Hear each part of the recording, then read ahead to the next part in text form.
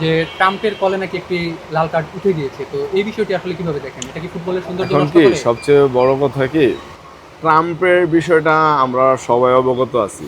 বিভিন্ন ক্ষেত্রে সে একটা আধিপত্য, সে একটা মানে সাম্রাজ্যবাদের ই ই মানে সব জায়গায় অ্যাপ্লাই করতে চায়।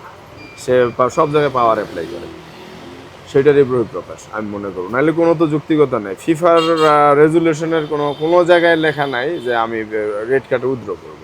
এই কত আগামী বিশ্বকাপে 100 বছরের বিশ্বকাপ হবে, তাহলে হলো 96 বছরের ইতিহাসে নাই যেগুলো, সেটা ট্রাম্প করে দেখাইছে। আসলে এগুলো পাওয়ার অ্যাপ্লাই, সব জায়গায় পাওয়ার অ্যাপ্লাই করাটা আমার ব্যক্তিগতভাবে পছন্দ না। এটা কি এখন উনি, ফুটবলের সৌন্দর্য নষ্ট হয়েছে? হ্যাঁ অবশ্যই নষ্ট হয়েছে।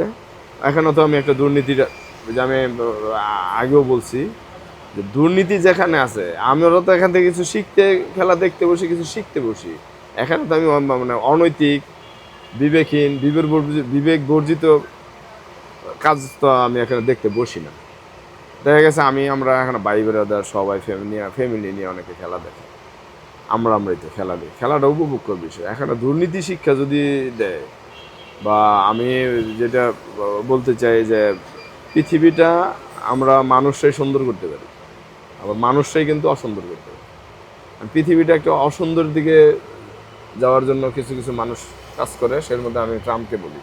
ট্রাম্প তো পৃথিবীর একজন, আমার মাইন্ডসেট থেকে আমি বলবো যে ট্রাম্প আসলে একজন ঘৃণিত ব্যক্তি। কোনো ঘৃণিত ব্যক্তির কাছ থেকে এর থেকে ভালো কিছু আশা করা যায় না।